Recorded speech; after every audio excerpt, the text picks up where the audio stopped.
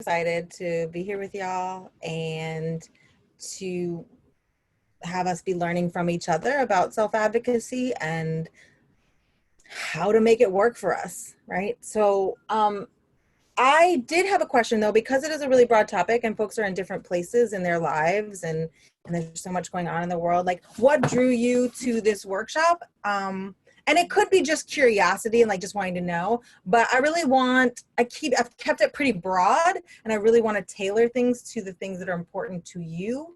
So I'll say two things. One, I'd like to hear maybe if you wanted to put in the chat or say out loud what you want to, what you were hoping to learn in coming here. And so that I can make sure you learn it or try. And then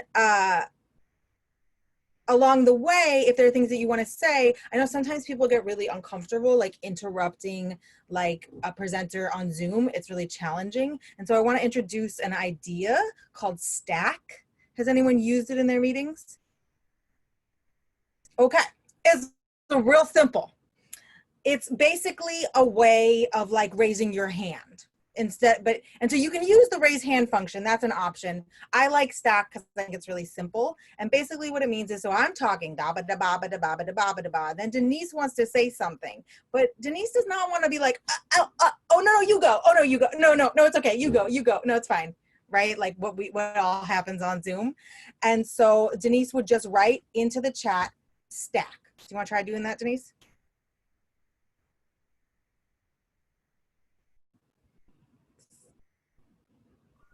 To you, to just you, Lenni, or to everybody? What was that? Stack. To everybody or just you? To everybody. Okay, sorry. Right?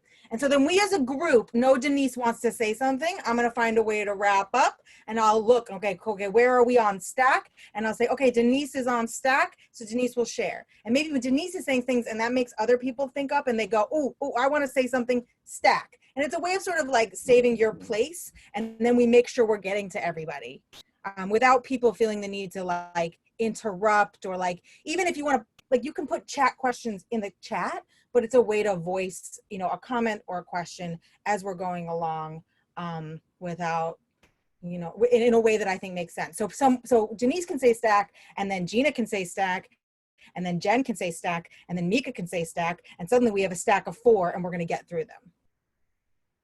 Does that make sense? Okay, so we're down to you, Stack? Okay, so yeah, if you could share, a couple of you share just like what drew you to this workshop and what you're hoping to learn today, so that I can be best informed and Denise can be best informed and shape it towards your needs.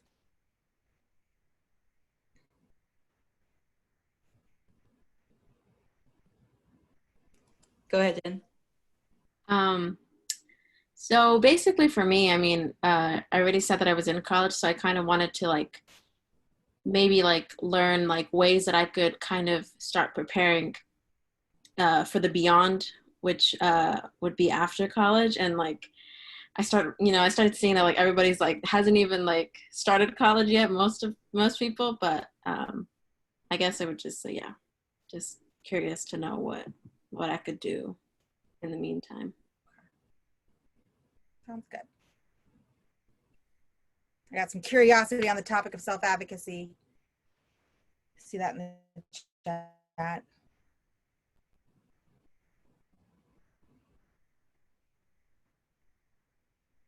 Absorb whatever comes your way. Okay, I hear that. Gina.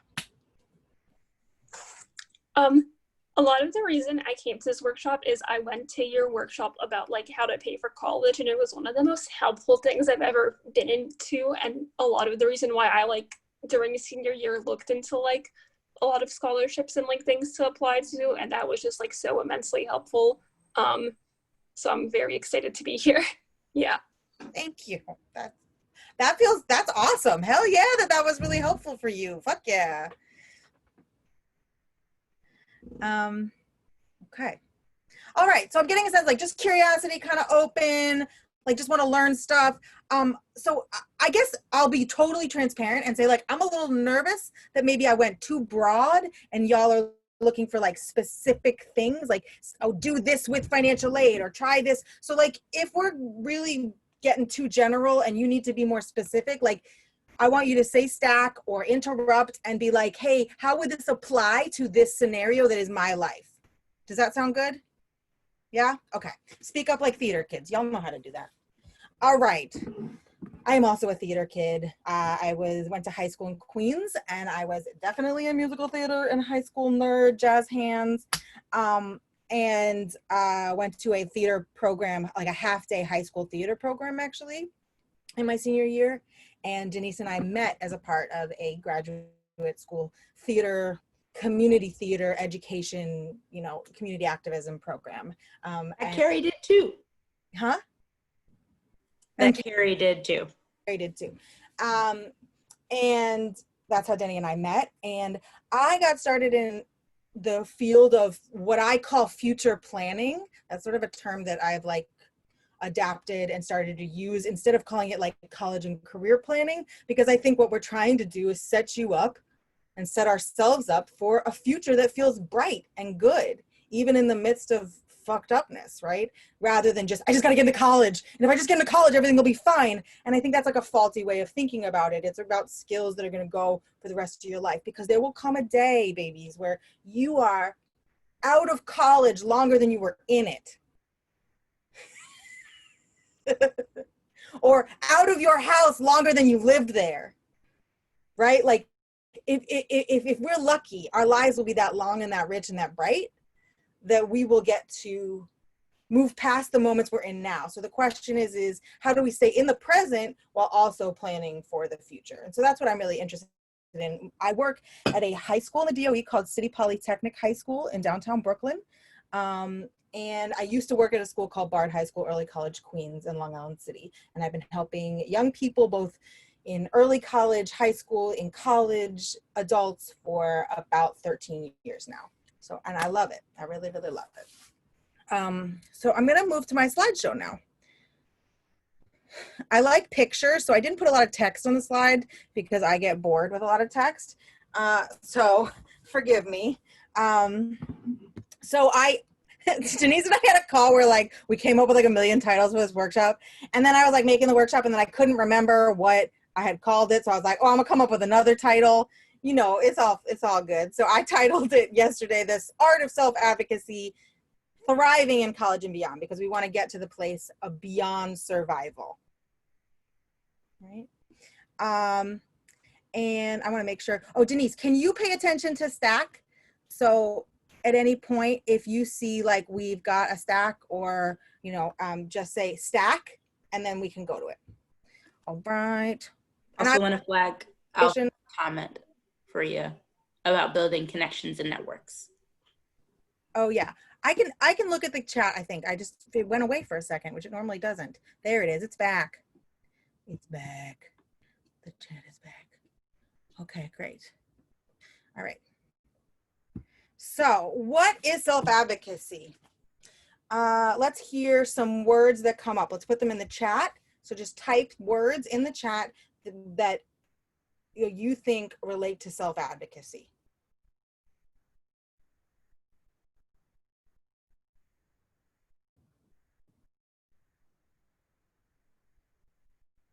Confidence. Standing up.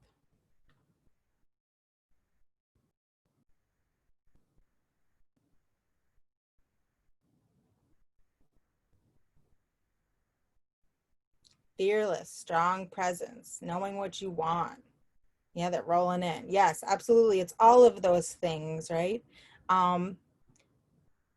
And it's also a process, right? So I found this definition of self-advocacy, and it's really boring, but authentic. Yes, I love that word. I love that word, authentic, because that is what it needs to be. Because self-advocacy for me is going to look different than for you, Jen, for you, Gina, for you, Janadre, like all of these people, it's going to look different for. So, and in self-advocacy is, and this is one definition, an individual's ability to effectively communicate, convey, negotiate, or assert their own interests, desires, needs, and rights It involves making informed decisions and taking responsibility for those decisions. So it's really broad, right? It's like the process of just like telling you what I need, which necessitates that I need to know what I need, right? And then making decisions around that and really being down for those decisions. I mean, I think if everyone in the world practiced self-advocacy, right, we'd have actually kind of a badass world, right? Not enough people take responsibility for their decisions. Yes, absolutely, right? Not enough people are able to effectively communicate, and not enough people even know or given space, offered space to talk about their desires and their needs and their rights. And it's fucking difficult. It's so hard to self-advocate. Oh my God, it's so hard. What? It is so difficult. Even for most adults, it's just a pain in the ass. And it is like this constantly evolving process to figure it out, right? And just a note about self-advocacy. Is anyone familiar with this pyramid?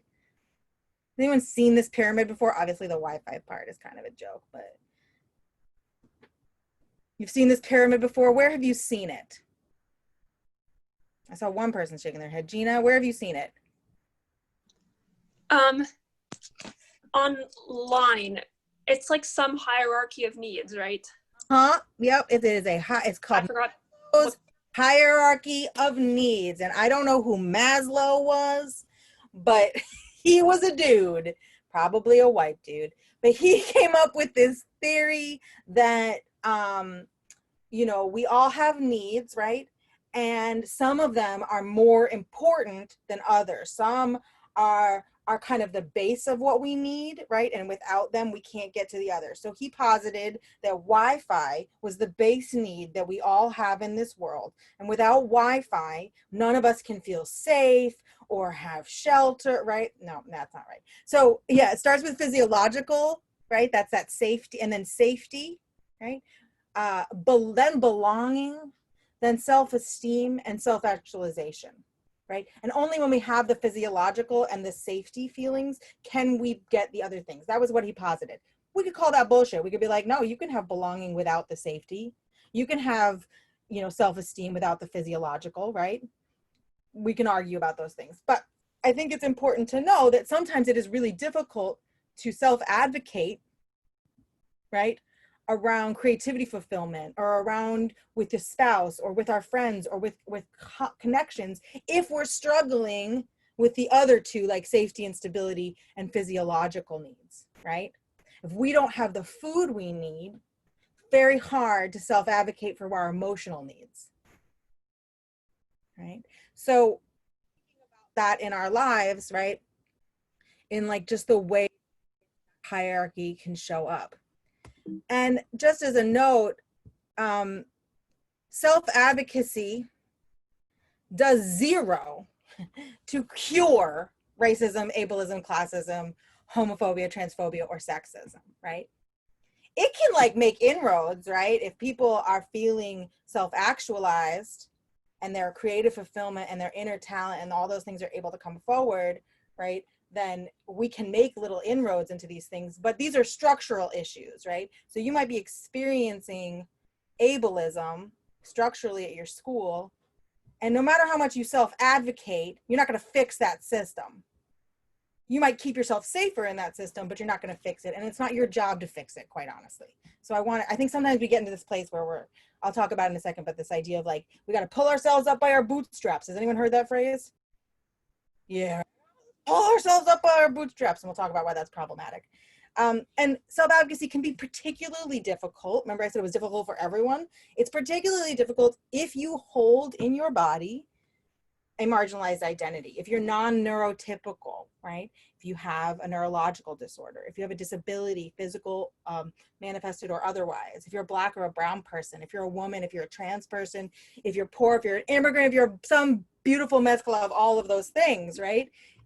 Self-advocacy can be more tricky because you're up against these systems. And I don't say that to be like doom and gloom, but just because I don't want to be out here doing like a self-help talk about how you can fix your whole life and fix all the systems by just being a better self-advocate, because that's bullshit. right? So that's my little PSA about that. Okay, so these are somebody's boots. I don't know. I think another piece of this is the idea that you've heard this bootstrap theory of I pulled myself up, AKA I self-advocated. I got what I needed, right? I did it by myself, right? But as this diagram lovingly shows, one, he tries to pull himself up by his bootstraps, and then he falls straight on his face because you literally cannot get up by pulling on your own bootstraps, right? The only way to get up is how? Right? Someone has to help you up. Someone has to help you up. So self-advocacy is about communicating with others, and it's about community. And anyone who says that it's anything else is, they can fight me. Okay, so I've broken it down into 5 easy steps to self-advocacy. Dun, dun, dun. The first step is become an owl. No, the first step is up the self-awareness level. So wherever you're at, if you're like, I'm really good at self-awareness, I know myself very deeply, like get higher. If you're like, oh, I really do not know, this is where the work is, right? This is going to help you whether you are midway through college and you're trying to figure out what's next in your future, like Jen, right? Or if you are about to be a senior and you're trying to figure out, where do I apply to college? Or do I even want to go to college? That self-awareness and upping it is going to make your process so much better if you know yourself better at this moment in time. Does that mean you need to know who you're going to be in 5 years? Hell no. I don't know who I'm going to be in 5 years, right? You need to know yourself in this particular moment. So how do you do that? I've got some tips. First is a process called metacognitive awareness. And this is a picture of the neurons firing in your brain. I think science is cool. And that is what we're talking about. We're talking about science. You can use science to your self-awareness. So metacognitive awareness is having an awareness of, or the ability to actively monitor one's own thinking and the acknowledgement of one's own strengths and weaknesses. Can anyone put that in their own words?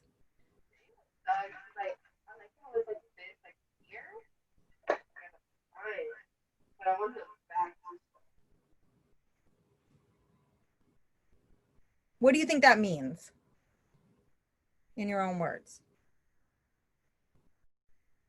Having the awareness of and the ability to actively monitor one's own thinking and the acknowledgement of one's own strengths and weaknesses. Yeah, Cody. I would just say it's like self-awareness, knowing what you can and cannot do. Mm-hmm. And like knowing your limits. Yeah, knowing your limits absolutely is a huge part of that. What else is part of this metacognitive awareness?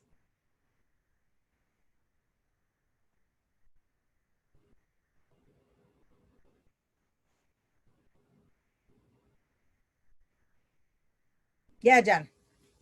Y'all don't have to raise your hand. I know I'm a guidance counselor, but you do not need to raise your hand. You could just unmute yourself and speak, or put yourself stack. The whole point of stack is so that people don't feel like they're interrupting as someone's talking, and because they get weird about that and they just get silent.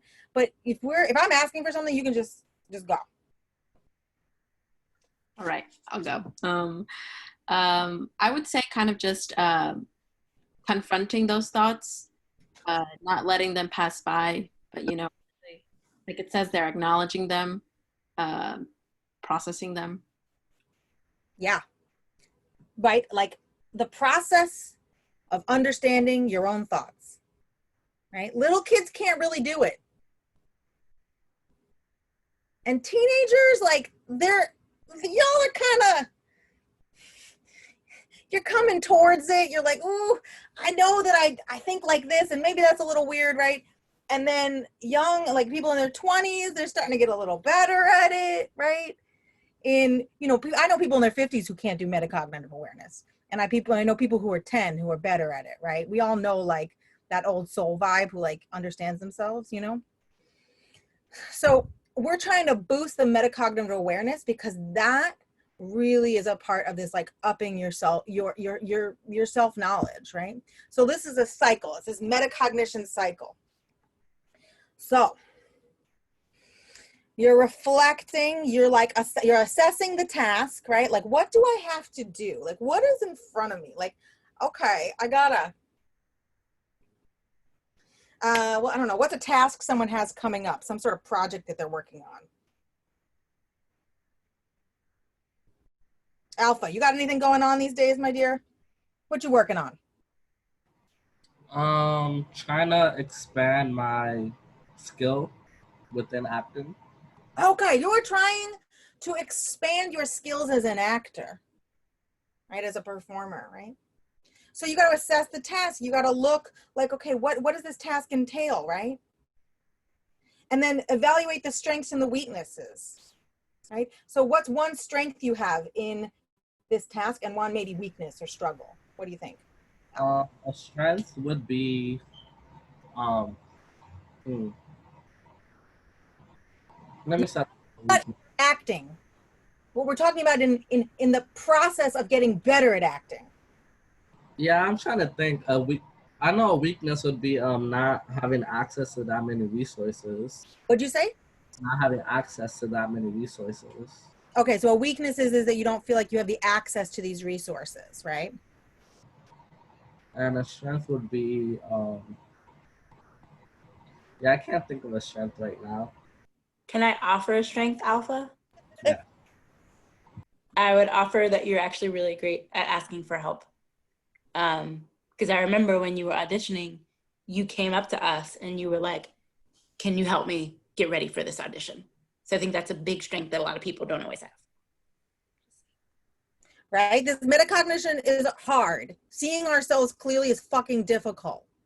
So sometimes somebody else sees us better than we see ourselves. That's why I love therapy, but that's a whole other thing. But you know, it's very hard to see ourselves. But you, with practice, with literally Alpha, even you saying like, I'm not really sure what this strength is, and you trying to figure it out, eventually you will get better at it. Okay. So then planning the approach. So that might look like, okay, who am I going to ask for help? Listing out the 5 people you might ask for help, and where are places that I might access resources since I feel like I don't know where to access them, right? Like, or don't know what they are. Like, list 3 places you might access resources, and then how you might go about that. Then applying those strategies, okay, ask those people for help and go to those places, right?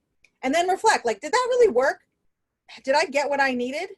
Or did I approach it kind of maybe not in a great way? That's the metacognition cycle of being like, what's the problem? What do I have going for me, or like a barriers, planning it, doing it, and then like, did that work? Right? And then doing differently. We all know people in our lives who take the same approach every single time and struggle with it. Right? Can you think of somebody? It's not shady on them. Like, this is just human nature, right? Like, or even in ourselves, like a thing that we keep doing and we're like, I gotta stop doing that thing, right? Me sometimes, yes, absolutely, right? I do this all the time. Like, my metacognition game is not great. I'm working on it, that's what I'll say. So this is part of the key to upping your self-awareness, is getting used to this cycle, writing about this cycle, reflecting on this cycle. Keep this up somewhere where you can see it, right?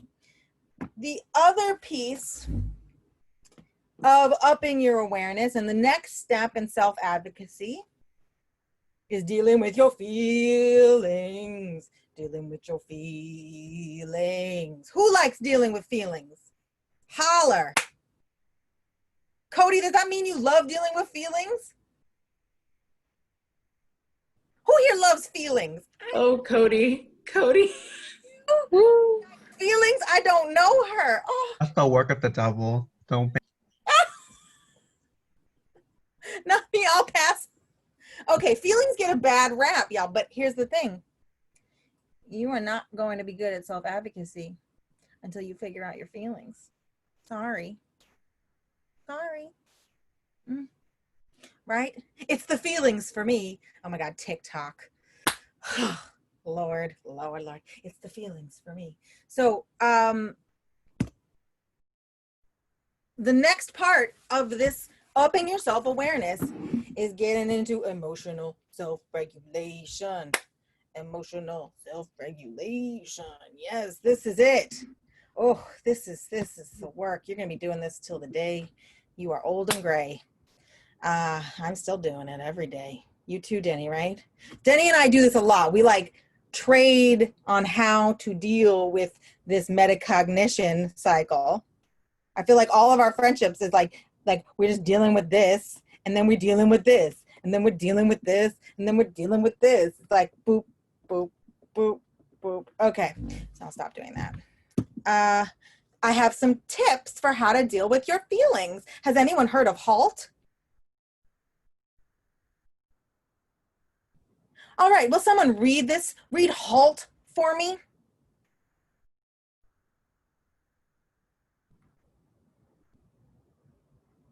Give me a dramatic reading of HALT.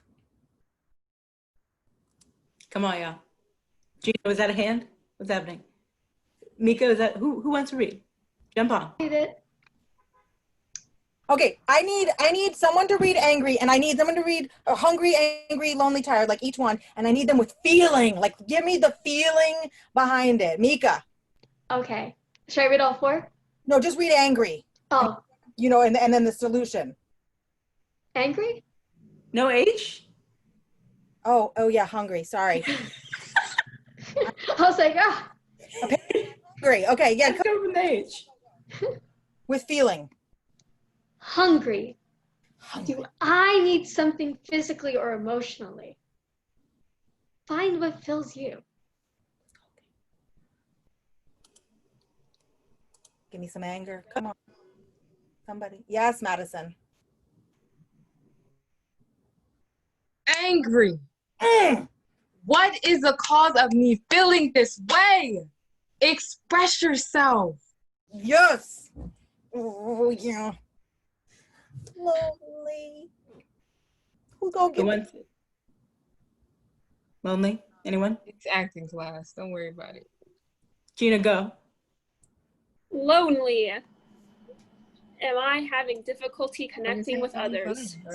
Tell someone. Give me this last one. Tired.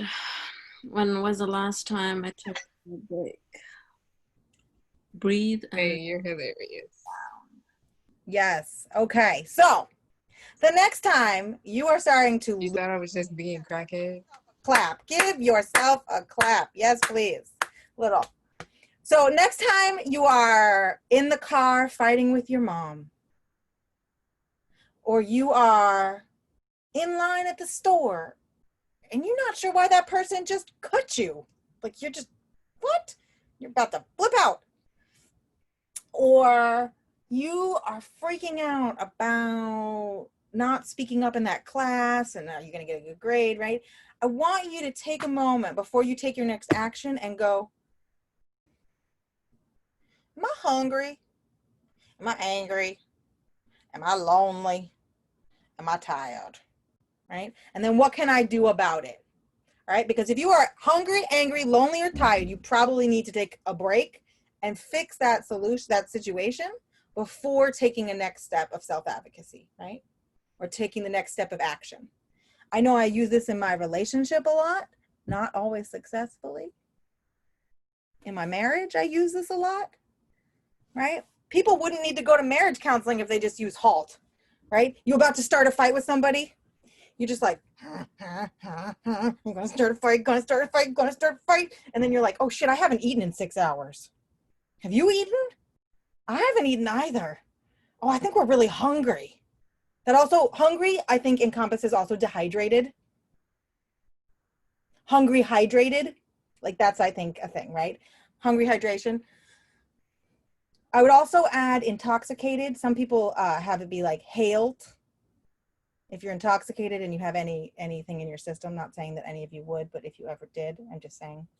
So using this as a way to check in with yourself and then thinking about what you need and breaking down the feelings, right? Go back to kindergarten. Is there one from melancholy? I mean, I think you can figure out what, maybe that's part of lonely and tired, you know, you can figure out what that fits. Gina, what's up?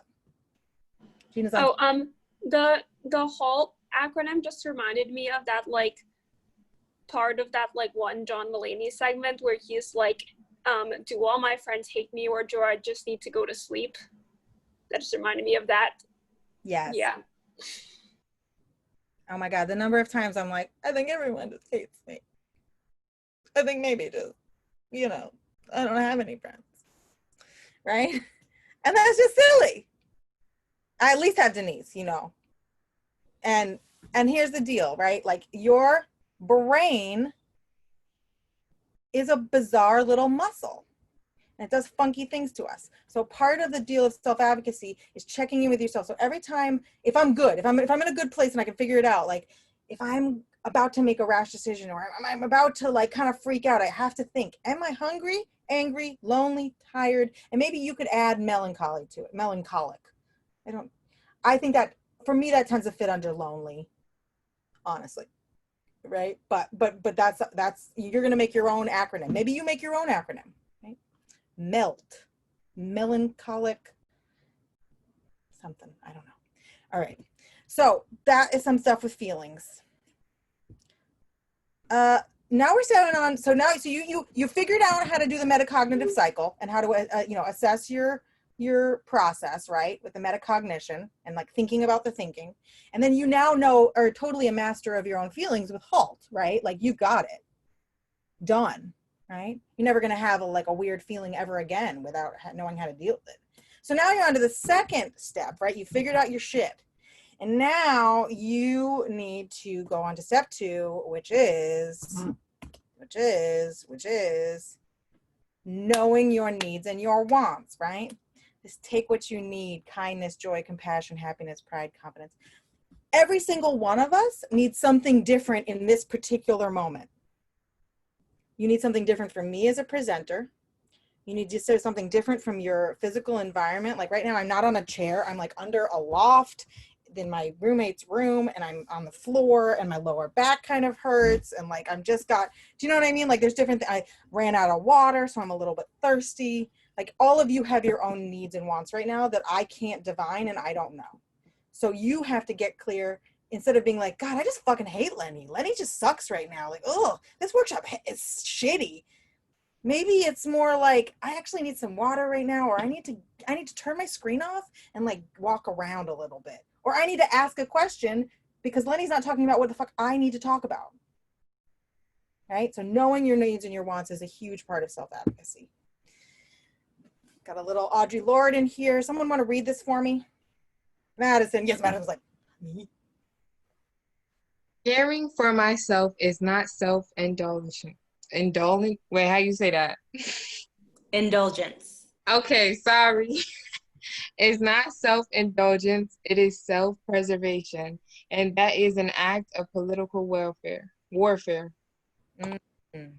So this is, I like to come back to this because so many folks I know, myself included and loved ones included, like struggle with taking care of ourselves. Struggle with taking rest when we are tired because it feels like the work is so immense and there's so much catching up to do. And the revolution is so heavy, right?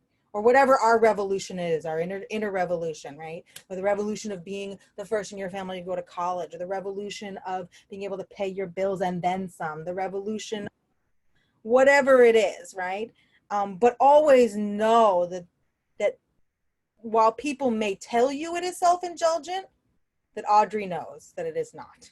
Her spirit knows, her spirit is with you, knowing that it is not. There is a difference between tapping out and being like, I'm not going to be part of anything, and I'm just going to self-focus only and not be of the world. And there's a difference between that and taking care of oneself and preserving oneself so that one can continue to be in the fight. Whether you're actually political or not. Like I'm not trying to turn y'all into lefties, but I kind of am. Okay, so part of knowing what you want and what you need, I have, there's a way to do it. And it is asking yourself this question. It is a process of self-reflection. So you might want to write about this. So I think actually I want to ask you to get a piece of paper and a pen, please. and thank you. We're going to do tarot card readings. You ready? No, we not. You should get Denise to do a reading for you. I'm just saying. Denise does amazing readings. They're very intuitive and powerful. Denise is a witch.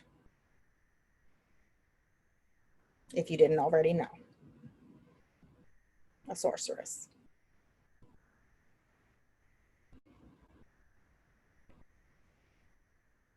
Okay, so when you have a pen and a paper, I want you to think of a situation, maybe one that maybe, it doesn't have to be like super difficult, like you don't have to go to like your most difficult memory, but just like a tough time, you know? Maybe there was a lot going on, right? And think about what has worked for you and helped you in the past and what hasn't worked for you. Like what has helped you get through that tough time and what did not help you get through that tough time. You're not going to need to share this. So you know, what has worked for you and what has not worked for you. And I know it's tempting to only focus on the what has not worked for you, but really try to take some time to focus on the what did work for you, what helped you through that tough time.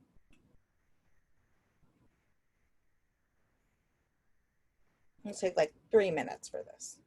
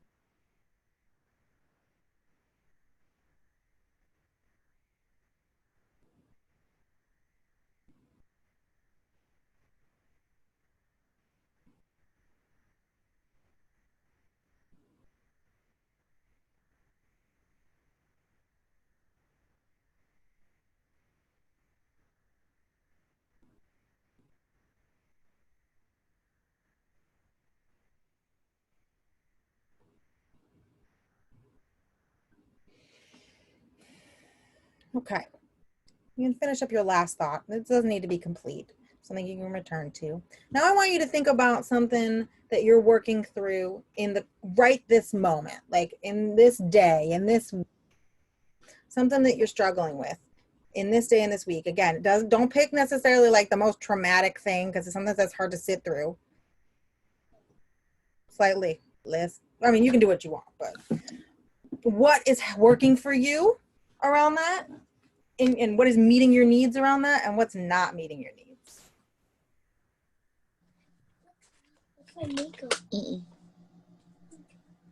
In the present, so in this moment.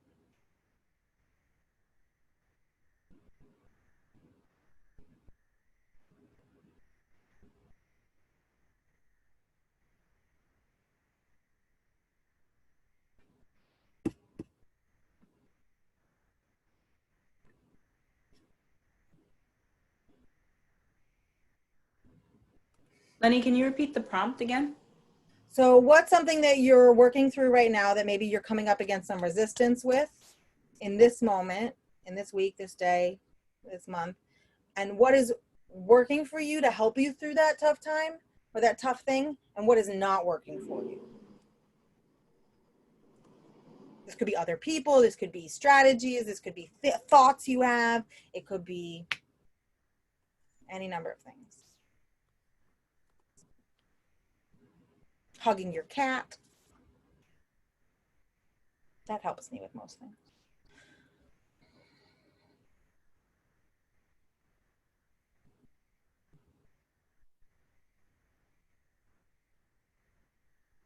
Cody, you said, what a spread? Yeah, this is a tough spread. Boop-a-doop. Boop-a-doop.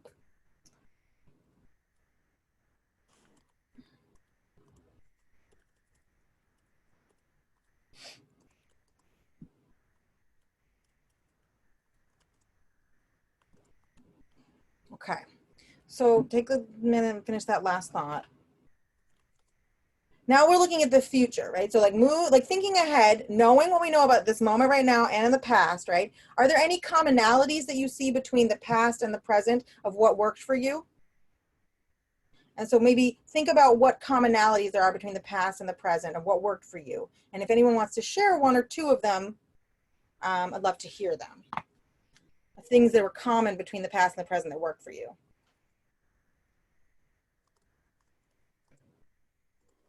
Common themes.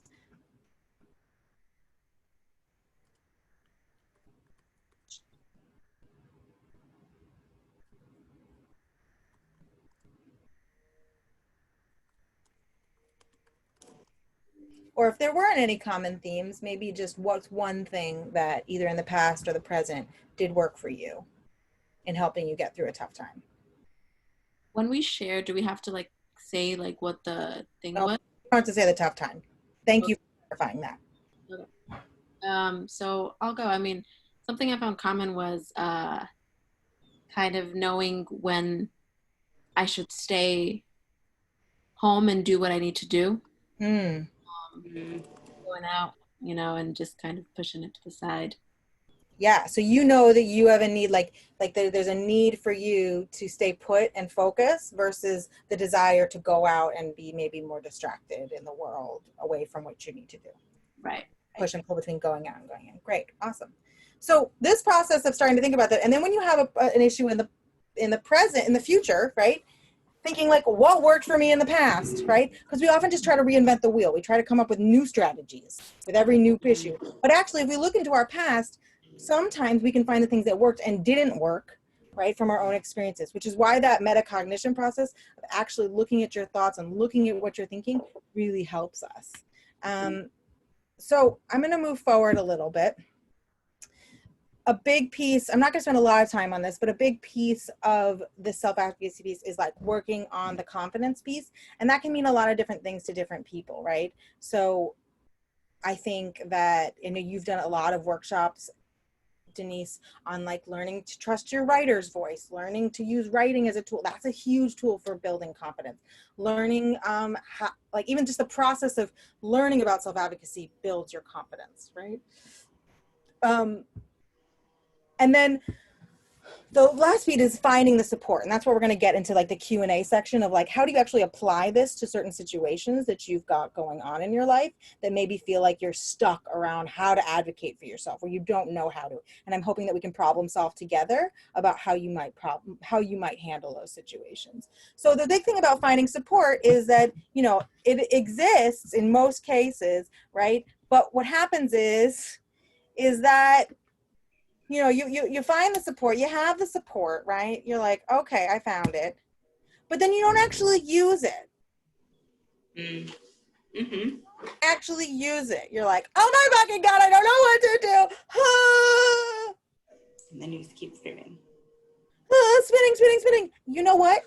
I have a fucking file on my phone that I keep in notes of what to do when I'm freaking out.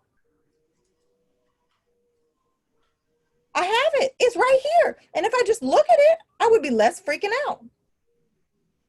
You know, I have a template from a workshop I did last year. So I don't need to freak out about making a new workshop, right? Like really just, you know, when you find the help, actually using it. Because the number of times that I know students who will find the help and then they won't use it because they're afraid to bother people. Anyone ever felt like that? Oh, I don't want to bug them. You know, I already asked help last year. You're not given like an allotment of how much help you can receive. So I'm like, one ticket for help. Okay, that's it. So actually use it. When you actually use that help, you have to get tough, right? And some people this comes very naturally, and some people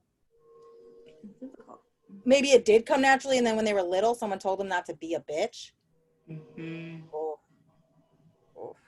Right? Or maybe there's any number of reasons why being assertive is associated with being angry, being like any number of stereotypes, right? But what I'm trying to take the word assertive away from anger, hunger, loneliness, or tiredness, right? Away from feelings and into action, right? So I think one thing, this picture was supposed to be before, but I put it up here because I think it's interesting that, has anyone heard the idea that ostriches stick their head in the sand? You heard that? Like, you're like an ostrich with your head in the sand, right? And I used to, for many years, I would say, I'd call it ostrich syndrome, where somebody would be like needing help or something and they'd be freaking out and they would just go, maybe if I hide, it won't exist. I'll just hide, it'll be fine, right? You know what is so interesting? When I was seeking a picture, I was going to describe ostrich syndrome, right? And you don't want to have ostrich syndrome. You want to stick your head up and look at what's going on. But do you want to hear something wild? Ostriches don't stick their fucking head in the ground when they're scared. That's a myth. Do you know why this ostrich's head is in the ground right now? It's because it's turning its eggs so that they stay warm. It's checking on its babies. So I think this is like meta, right? Like this is like, I'm like, oh man, like this is a metaphor for like people thinking you're afraid and hiding, but really you're tending to your future. Whatever, you can take it in a lot of different ways. But I still thought that was interesting. But I want to move to this last slide, and then I'll move to specific situations. So how do you get assertive, right? Without people thinking, you know, without whatever. My mind is blown. Yeah, mine was blown too, seriously. So many lies. So this is from a book that is very boring, but I recommend reading. It's called Getting to Yes, and it was written in 2011 by like Harvard fancy business people about negotiation. And so they have 6 steps to getting to a yes from somebody else. If you need to ask for something and they're not saying yes, how do you help get to a yes, right? And that's a part of being assertive and self-advocacy, because if you ask for something and you communicate your needs, what do you want to hear? Yes, right? You want to hear a yes. So I only chose 3 because whatever. We also covered a bunch of them. One of them is knowing your emotions, right? So the first is separating the people from the problem, right? So Denise sent me, I'm gonna use Denise as an example. Denise sent me a W-2 form that I was supposed to fill out to get paid for this. And she sent it to me like twice, I think. And I haven't filled it out.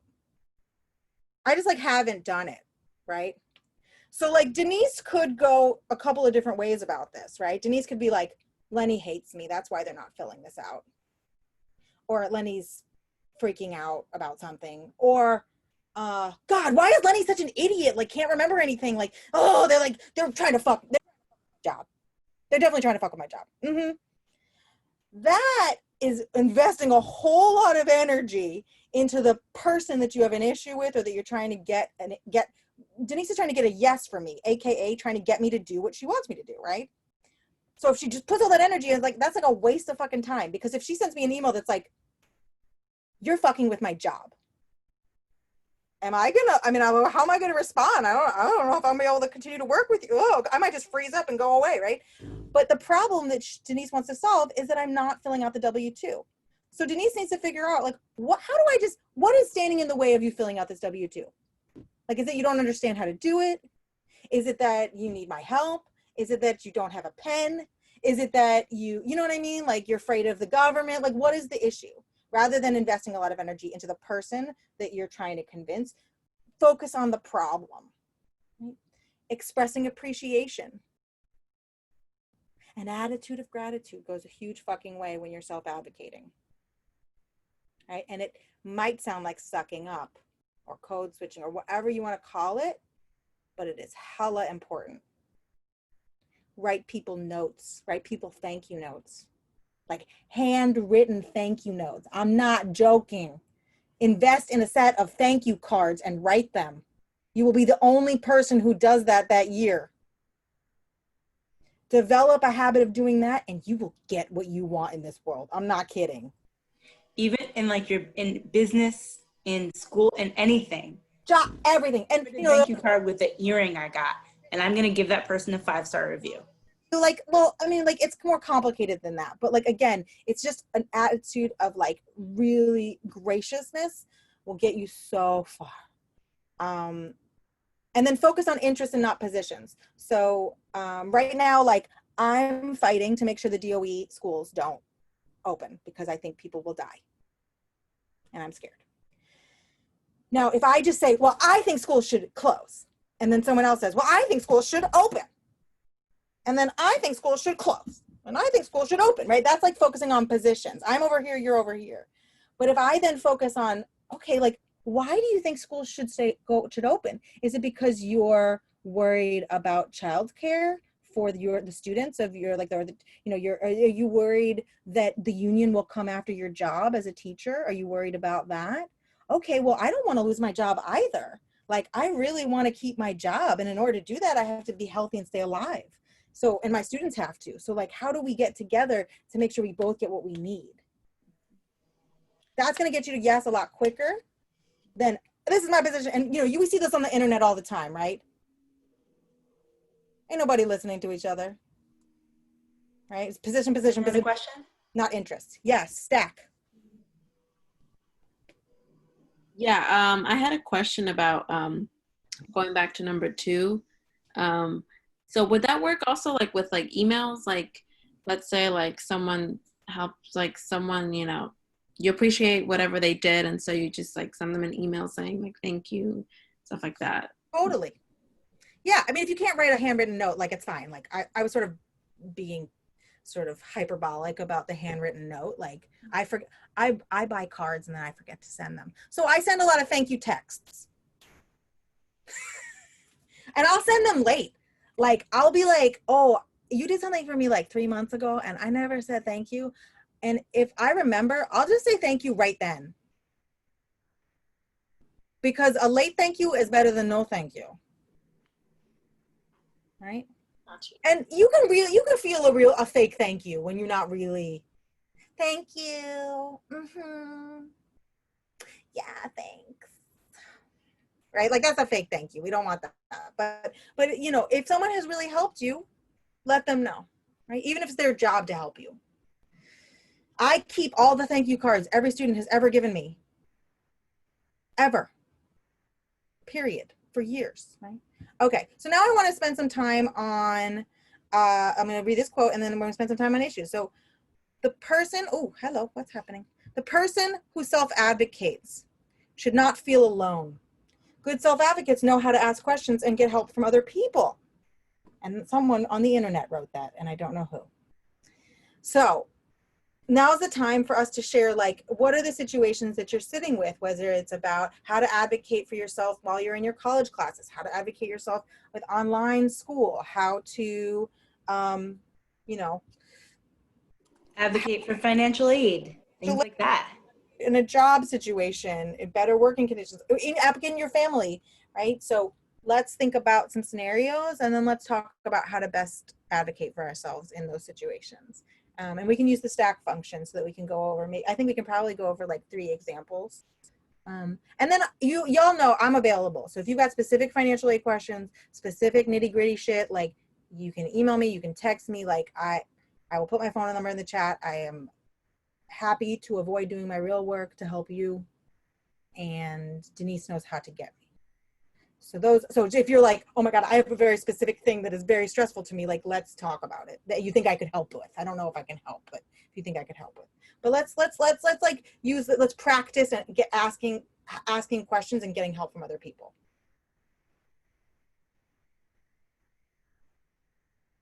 What's the situation? I know it's hard. Stack. All right, Gina, you're up. I don't know how to pay my tuition. I mean, not like on like a bother sense, but like I literally don't know how to submit the money. And I think I need to make an account or something, but it's very confusing and I should probably email someone from my college about that. So that's my situation. Okay, common, right? Like this is where we get tripped up all the time. It's like the nitty gritty shit of like, I can pay, I just don't know how to, and then I didn't, and then I forgot, right? And so how could Gina, using the examples we've talked about, self-advocate?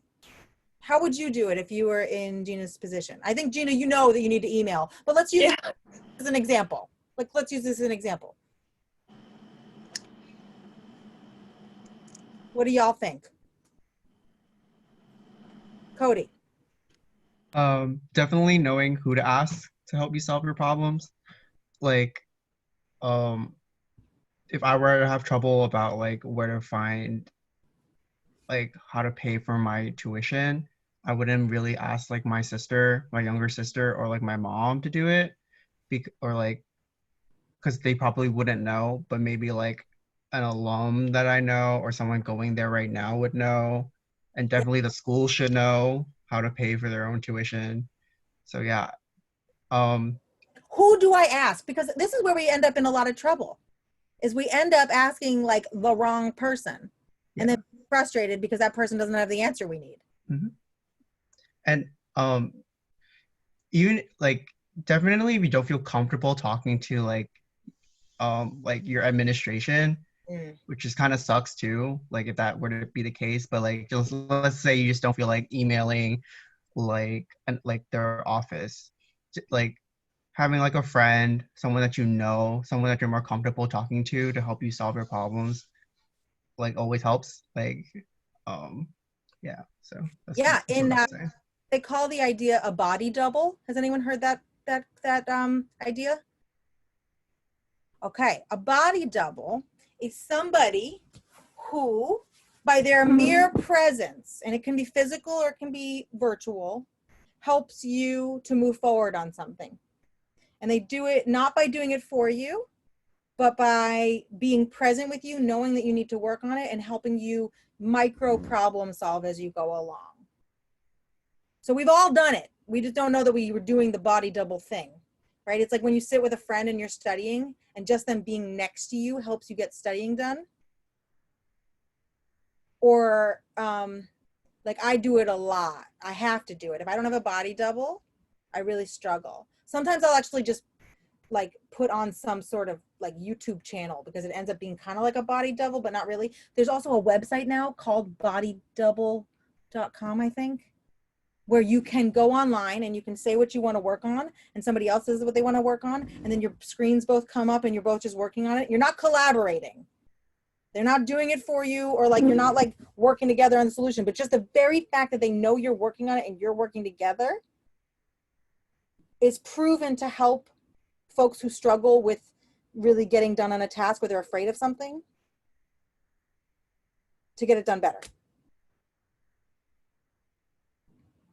So that's kind of what you were saying, you know, Cody, maybe, but it's slightly different, right? Like, but getting somebody who's maybe a little better at that thing and like helping them coach you, but you don't want them to take over, because then you're not self-advocating, they're advocating for you, right? When my students come in and they want help, I'm like, well, we're going to make this phone call. And they're like, can you do it? And I said, I will make the first one, but the one after that and the one after that and the one after that, you're going to make. Right? So it's okay for someone to help you with the first thing, and then you go on and continue to do it, right? That's how we learn. So body doubles, yeah. Well, knowing who to ask, I love that idea, is huge, right? What else is involved in trying to figure out how to pay for something? What do you do when you hit a brick wall and no one's responding to your email?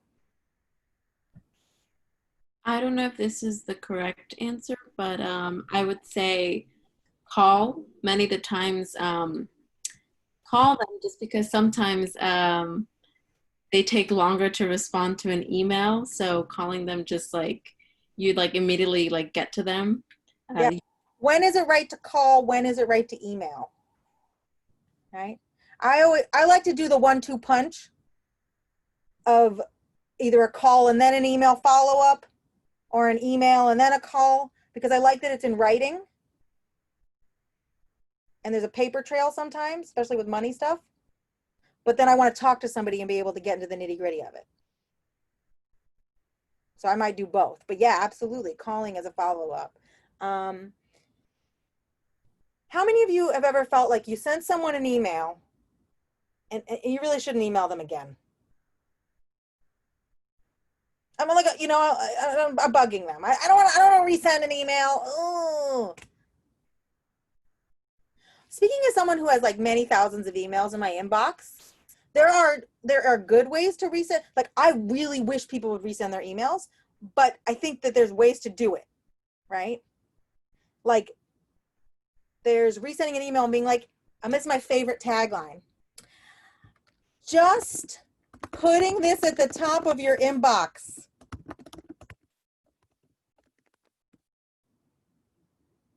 A little passive aggressive, but it's still friendly. You know what I mean? And it's a way to literally put it at the top of their inbox because it might have gotten buried under stuff, right? It's a little reminder. What's a way that you maybe wouldn't want to resend an email?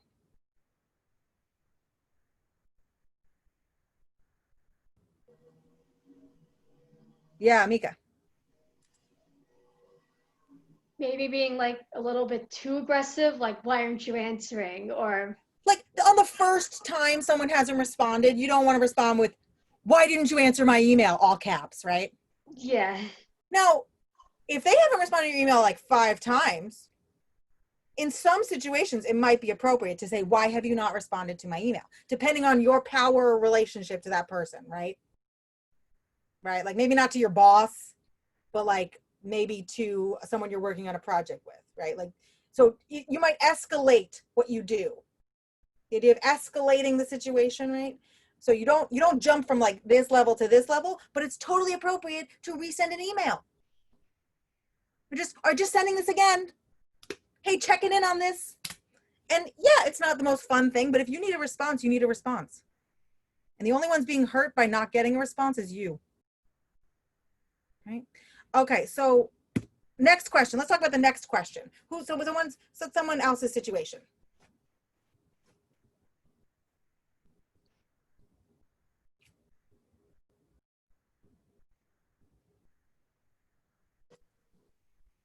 Nobody's got any problem self-advocating. I had, go ahead, Jen, take it. Yes. I guess I would say I've been having a little like writer's block, writing something that I feel that I like about a topic that I feel really passionate about, but I just don't feel like I'm good enough. Mm-hmm. So like sort of imposter syndrome's getting in the way. Yeah. Yeah. Yeah. How could self-advocacy help, Jen?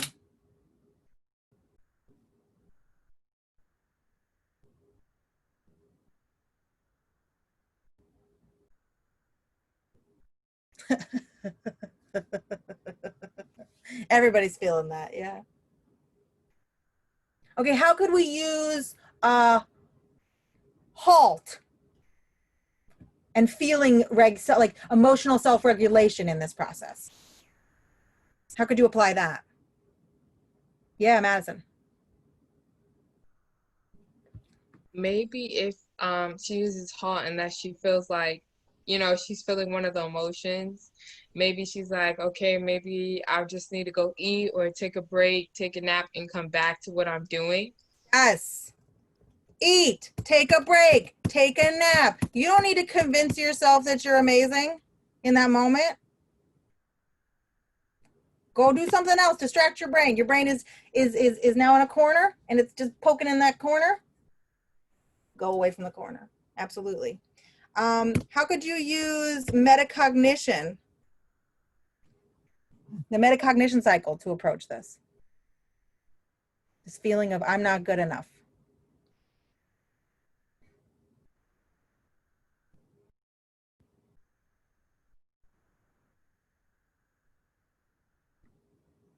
This one's a little more abstract, I know.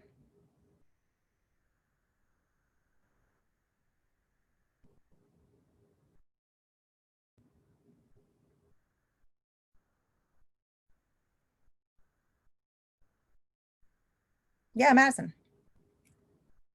If no one else doesn't have anything to say, I was just gonna say, like, you can really just follow the steps that are given, because like, and don't let we talked about feelings earlier, your feelings shouldn't affect your work. You know what I'm saying? It's your work, but the more you sit and you wait and you let yourself get distracted, the more you get in your thoughts are different from what you're doing and what you're working on. They shouldn't interfere with each other. Right. So you're saying, okay, this is the task. And I know one of my weaknesses is that I get into this thought pattern of I'm not good enough. So how am I going to approach that? When that happens, like, what am I going to do? Am I going to squeeze this ball? Am I going to look at this little sign that says, you are good enough? Am I going to text a friend that's like, feeling not good enough? And then they're going to send you emoji and it's like, you're good enough. You know what I mean? Like, what are you going to do? Right. And then you're going to try it. Okay. Did that work? Yeah, that worked. That got me to write again. Okay, cool. Let's keep doing it. Oh no, it didn't work. I was stuck. Okay, try something else, right? That's what using the metacognition cycle to get out of the shitty ass thinking cycle is part of. Easier said than done. Okay, I'm going ahead. Denise was like, go ahead, go to that slide. And I was like, I can't, I don't know how. Oh God. I want to just end with this.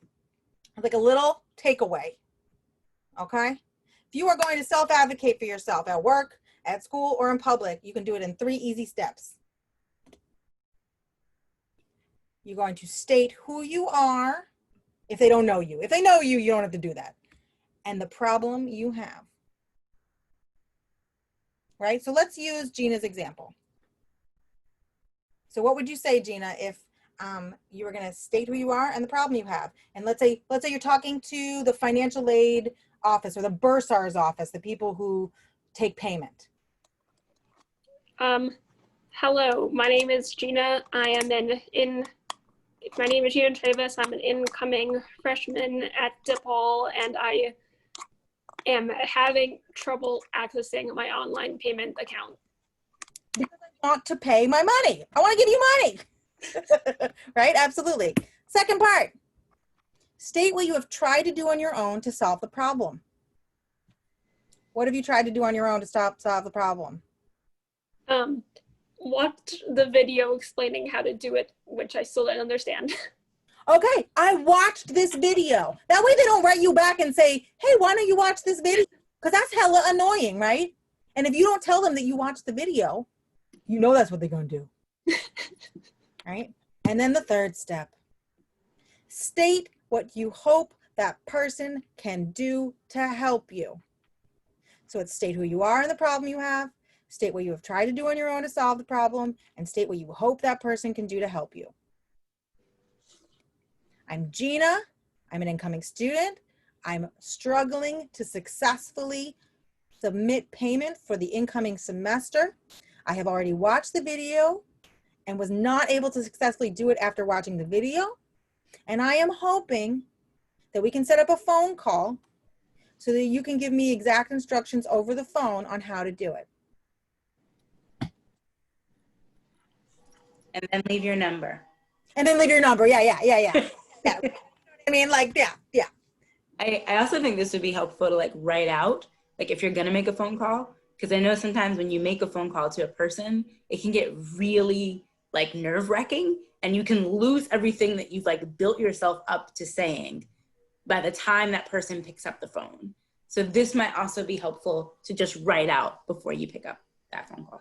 Like about step number 2 is that it forces me to think, have I done anything? Have I done what I can? Oh man, I actually did like 5 different things to try to fix this, because they will get on the phone, they'll go, well, have you done this? Well, have you done that? Well, have you done this? And that's super annoying. The other thing is when you just say like, hi, I'm Gina, I'm an incoming student, and if you go into the, okay, if you just go all the way into it, right? And you don't pause, they might be go, oh, well, I'm just the operator, I can't help you. If you're on the phone, let's say, right? Anyone ever had that happen? Where you get on the phone, you tell the whole problem, you're like, and then this isn't working, and then I pressed the button, and then it broke, and then I don't know, and they're like, I'm gonna transfer you, I'm the operator. Yeah, I'll transfer you to the department. Oh, okay. And then you get on the phone, you're like, hello, my name is Lenny, and the button broke, and then you have to do it all over again. Like you really, really, really need, yes, absolutely, so many times, right? So this process of being like, hello, I do this all the time on the phone. I am a counselor for a student, and we're having an issue submitting the transcript. I pause. And they say, oh, I can't help you with that. Okay, who can help me? And then they turn me to, hello, my name is Lenni. I'm a counselor with a student, and I'm having an issue submitting a transcript. And then they go, oh yeah, okay, what's your issue? Well, I tried this, I tried that, I tried this, I tried that, I tried that. Oh, okay. And I'm really hoping that you can just take the transcript via email, because right now I'm struggling with this, right? And I'm frustrated and I want the student to be able to apply. So can you give me your email address so that I can just send it to you? And they're like, yeah, totally. Problem solved. And then, it's okay to use software where you get read receipts on people's emails, just so you know. It is okay. Companies do it, so can you. You can see if people read your email. There are free software where you can see it, and it is okay to use it. And I think it is ethical and okay, because you want to know if someone fucking opened your email. Do you have any recommendations, Lenni? Yeah, I use yet another mail merge. If you can email me that and the doppelganger one, or the double body double. And these are things, because I email teenagers all day long and they don't fucking open their email. And what am I going to send an email? And if only 10% of them opened it, I'm going to be mad at that they didn't read the instructions. Well, only 10% of them opened. Of course, I don't know the instructions that I sent. Duh. So again, you got to hack the system a little bit to make it work for you. It's not you're not like being a creepy person. The companies are doing it to you. They're seeing whether or not you open their emails. The colleges are doing it to you. I promise you, they can see if you open their emails. Oh, you didn't know that, Jen? Oh yeah, you can. And most softwares of systems where your professors are emailing you and shit, they can see if you open their email too, if they're smart enough to know how to use it. It's a whole new world out there. Okay, we're at time. And I know this was a little all over the place and very vague. I'm hoping that it was helpful, and if it wasn't, too bad. So, and if it wasn't, reach out to us and Lenni, obviously. All right. I've gotten I'm a little tired, and it's really hot. Yeah. They gotta go through the halt too, you gotta. Mine is hot. It's not hungry. It's hot. Hot. That's real. Email, and then I'm gonna put my Google phone number, and you can text me. That's probably the easiest way to get me, legit. And you're allowed to send me an email with a read receipt. I have this is a naughty, whatever. I have a sort of a process in my brain where I frequently open something, but then I think I responded in my mind, which is why I love when people forward me things again. Because if I thought I responded in my mind, I really think I responded to you. Well, I didn't. So it's okay for you to be like, hey, just checking in on this. And I'm like, oh my God. This happened the other day. My spouse was going to get a tip from someone they were doing dog sitting for. The person was like, hey, I realized we never tipped you. What's your Venmo? Please send it to me. And they were like, oh, cool. So they put their Venmo and they sent it. 3 days go by, no monies. And they come to me and they were like, what should I do? They didn't send me any money. They said they'd send me money. And I said, well, you should message them and say, hey, just wanted to make sure the Venmo I sent you was correct, that you were able to find it. And they were like, but that feels weird. I said, no, they contacted your ass telling you they were going to give you money. So now it's okay to be like, what happened? But if you write what happened, do you know what I mean? Or where's my money? That's not okay, right? So finding little ways around it. So they just wrote, they were like, hey, did the Venmo work? And they were like, oh, someone wrote back, was like, oh my God, thank you for writing. I totally forgot. It was a wild week. Here's your money. That's self-advocacy, right? Is not being afraid to be like, hey, I still need this thing. Right? And this is my number. Great. And I love you yes. all. You got receipts. That's right, Cody. Kate, we didn't talk about it a lot. God, man, I didn't do a great job of that specifically. No. I do highly encourage y'all to reach out to Lenni. They are a fantastic resource.